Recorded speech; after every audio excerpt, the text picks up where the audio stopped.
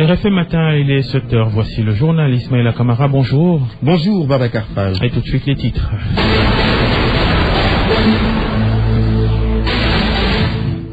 Yeumbeul Sud, dans la banlieue, un talibé perd la vie dans un internat. La victime de 12 ans a été rouée de coups par son maître coranique. Ce dernier est placé en garde à vue.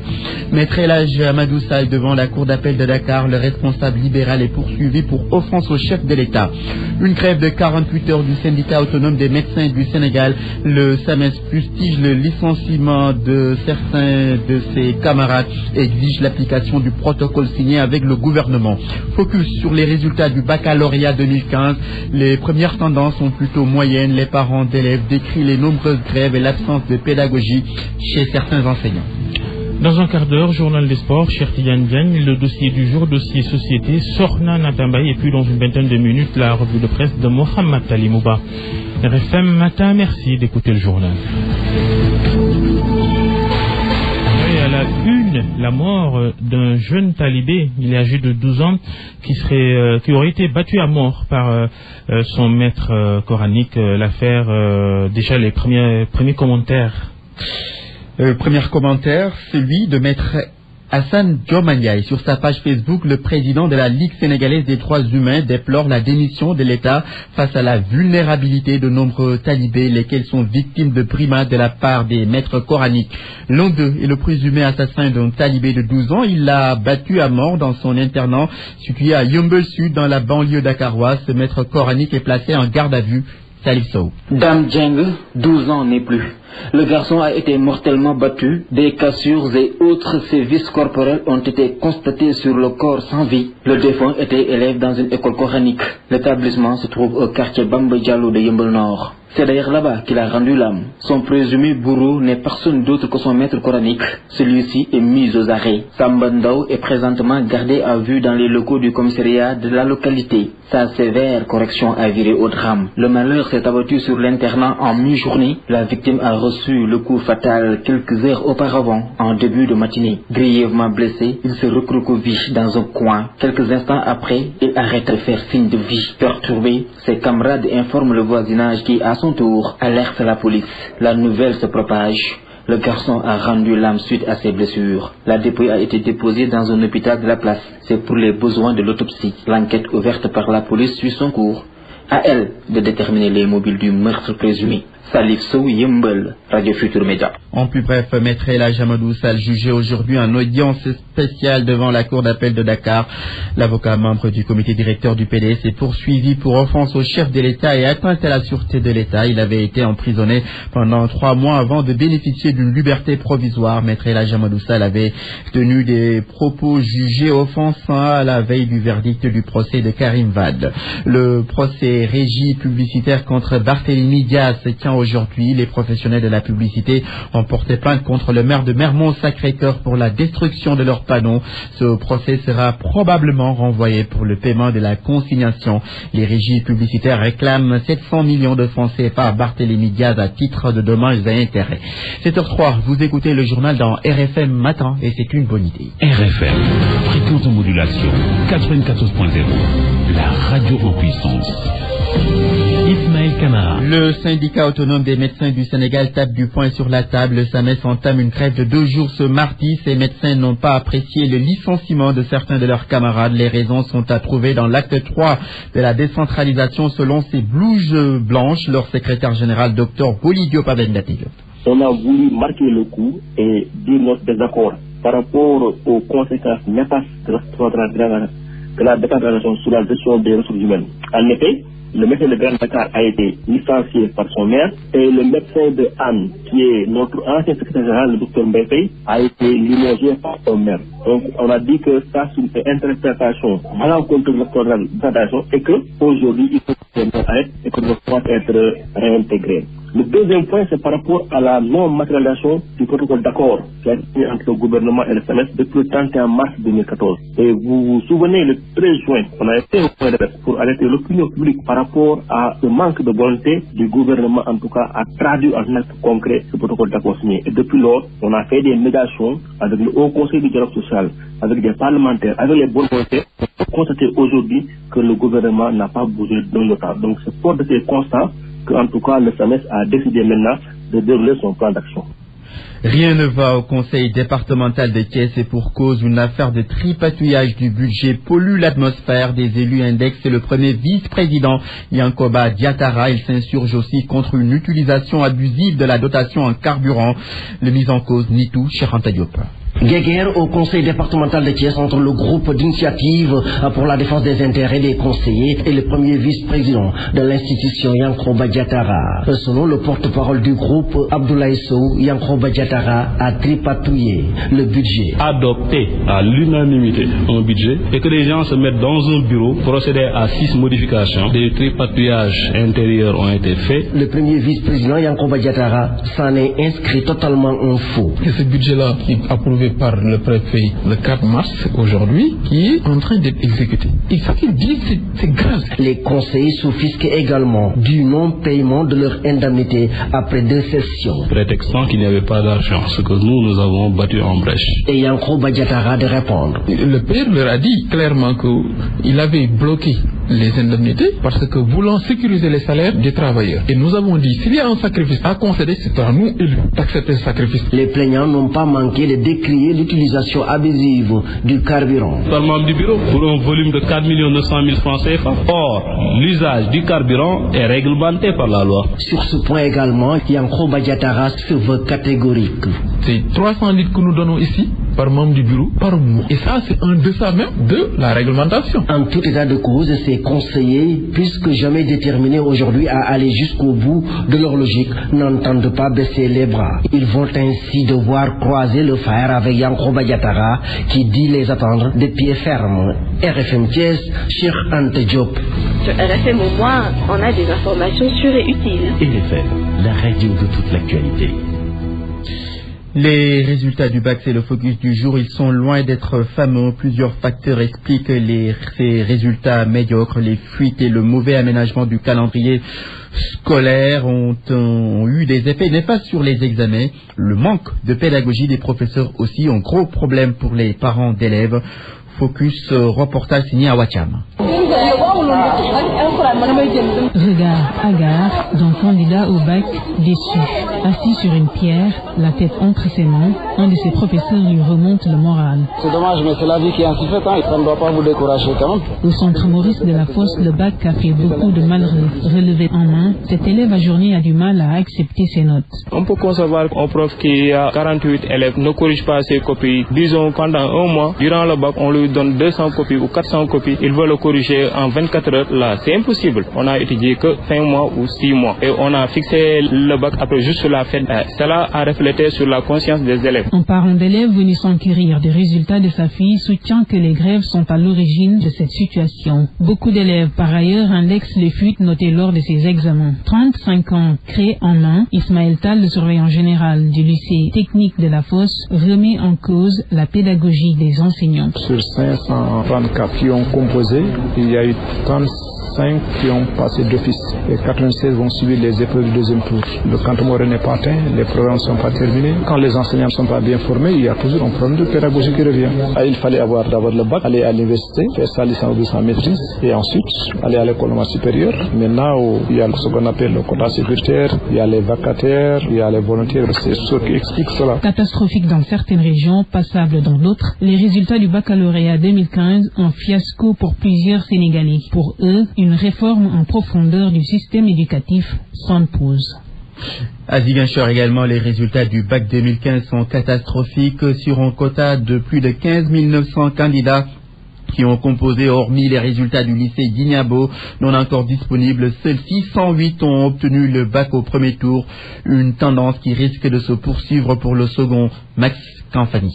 Des résultats pour la plupart catastrophiques et dans bon nombre de centres. L'analyse est de l'inspecteur d'académie de Ziguinchor, Ismaël Diouf. À Bignona, le centre Aounsani, c'est très faible. Ils étaient 1390 et il y a 47 qui sont admis au premier tour et 156 Au second tour, si les 156 passent, on aura 14,6%. C'est encore très faible. Et là, j'ai vu que dans la série LA, arabe, on a 0% d'admis. Ils étaient 12, mais il n'y a aucun admis au premier tour, aucun admis au deuxième tour. Au collège Saint-Charles-Luanga, il y avait 2 jurys. Au total, ça fait un effectif de 413.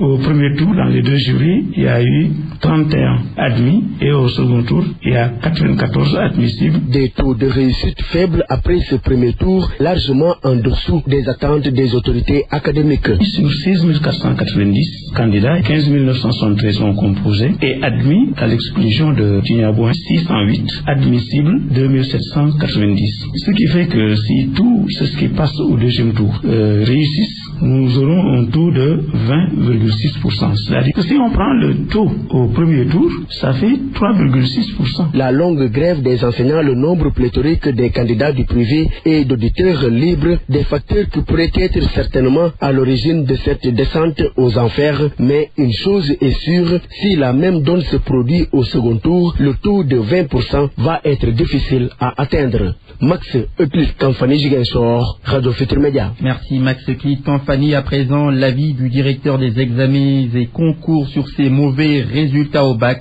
Il propose une évaluation. Mokhtar Ndiaye estime que les responsabilités sont partagées. Il est au micro de Seydou Nourouba. Il faudrait qu'on cesse de faire une évaluation d'opinion. Parce que quand je vous donne à chaud mon point de vue sur le résultat, c'est une évaluation d'opinion. C'est pas scientifique. Et M. le ministre de l'Éducation nationale n'a jamais aimé cette démarche-là qui consiste à projeter ses propres sentiments et à ne pas pouvoir se départir de ses sentiments pour évaluer un examen. Mais j'estime que, puisque l'État a mis en place des organes de gestion au niveau des établissements et des écoles, il y a les comités de gestion qui sont mis en place par décret. Il y a les conseils d'établissement. Voyez-vous, au niveau des académies, il y a des organes de coordination. Il faudrait qu'à tous les niveaux que les imputabilités soient établies, que les parents d'élèves puissent de manière objective donner leur point de vue sur les résultats des examens. Il faut que les enseignants eux-mêmes qu'ils puissent retrouver leur propre copie à travers les résultats des examens, qu'ils puissent se dire en toute objectivité mentale qu'est-ce qui a fait, quel est mon niveau de responsabilité sur l'échec scolaire. Il faudrait que le parent puisse se dire du point de vue de l'accompagnement, du parentage, qu'est-ce qu'il a fait pour son enfant, est-ce qu'il n'aurait pas dû mieux faire. Il faudrait que l'État également se dise comment prendre en charge toutes ces difficultés qui ont été évoquées et les mettre dans une dynamique de synergie pour avoir de meilleurs résultats. Je crois que du point de vue objectivité mentale, du point de vue démarche, du point de vue stratégie, on gagnerait à avoir une approche systémique où chacun des partis donnerait son point de vue par rapport aux résultats des différents examens qui se déroulent au Sénégal.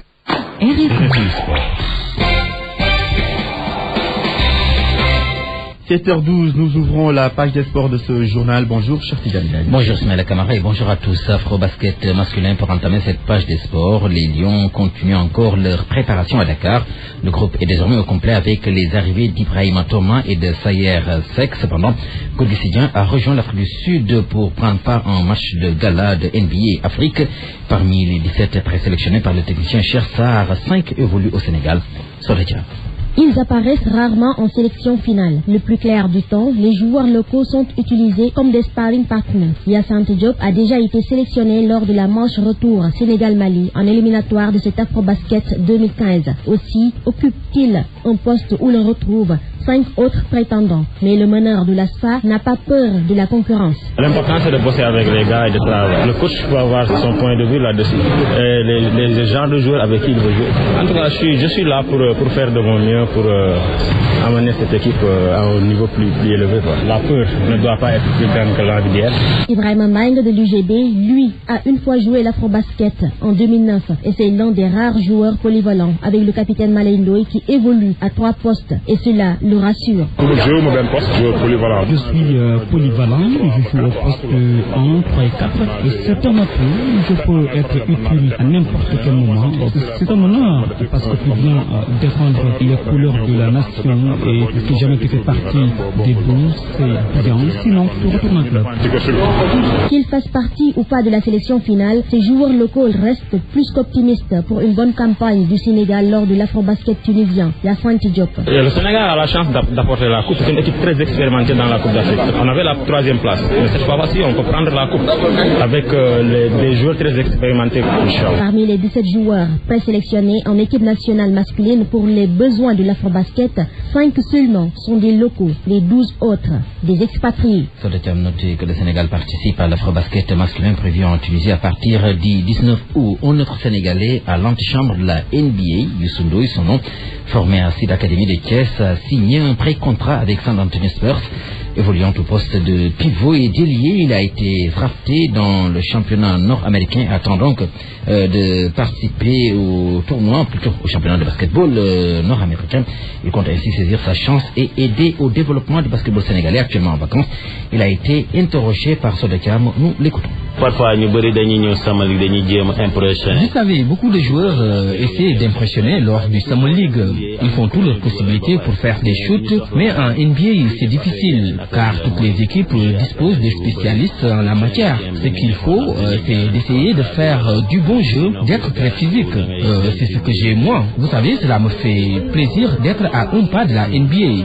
Je pense rejoindre Corvisidiens et je l'espère aussi pour mon ami Maurice Ndour. Il nous reste juste à confirmer lors du camp d'entraînement. Je suis sénégalais, j'ai grandi au Sénégal et Chersa fut mon entraîneur à Sida Academy. C'est lui qui fait les choix, mais cela ne m'empêche pas de venir voir mes amis lors de leur séance d'entraînement. Notez que Youssou Ndoye, âgé de 24 ans, il fait 2,11 m.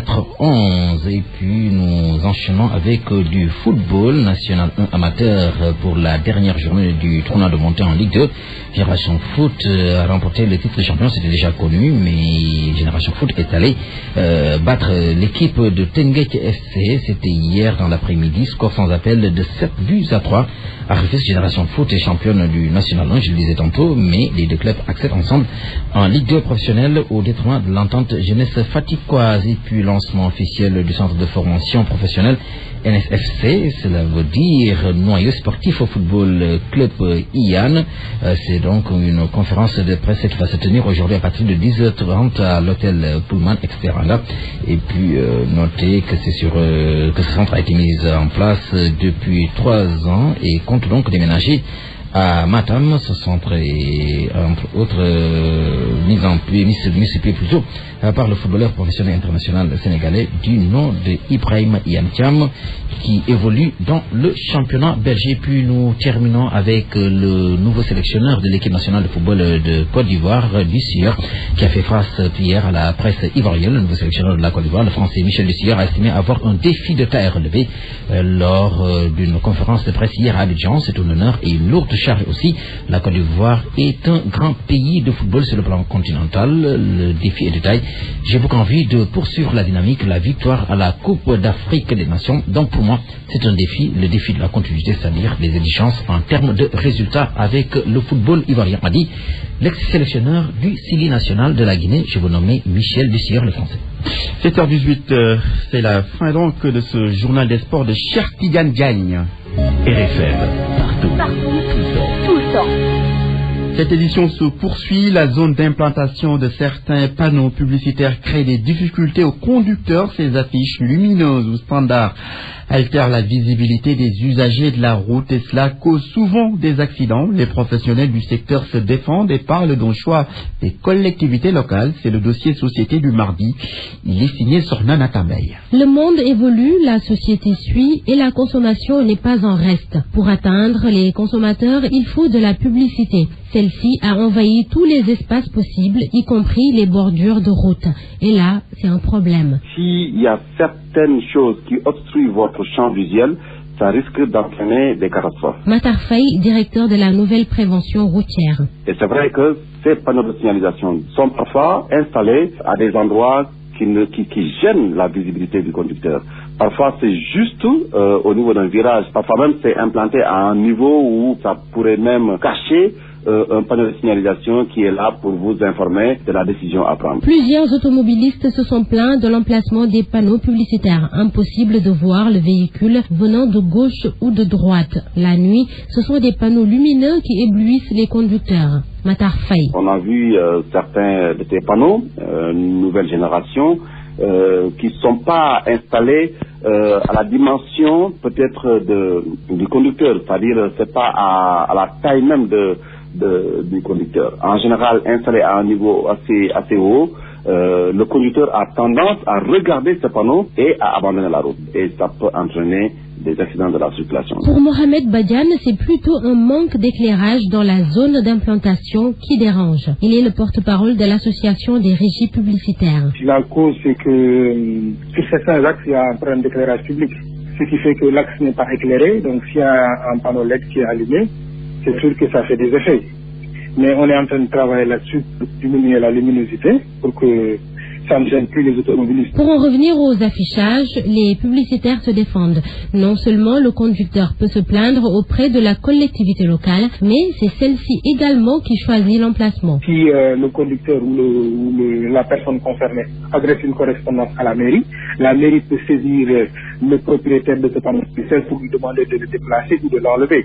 Parce que les emplacements où on met les panneaux publicitaires, c'est pas nous qui nous on fait juste la demande, c'est la mairie qui valide et qui donne l'autorisation. Dans la commune de Dieuppeul-Derklé, par exemple, on déclare travailler avec les publicitaires. Le maire, Cheikh Gueye, reconnaît tout de même la part de responsabilité des deux côtés. En réalité, l'emplacement, même si c'est choisi par les régisseurs de panneaux, est fait de concert avec les services techniques des collectivités. Nous devons être plus regardants sur les emplacements de ces panneaux publicitaires et veiller surtout à la sécurité des populations, mais aussi à la facilitation du trafic. Comme l'affirme Matar Faye, les 90% des informations nécessaires à la conduite sont visuelles. Une bonne visibilité est donc obligatoire. L'implantation de certains panneaux publicitaires n'aide pas, alors de nouvelles dispositions s'imposent.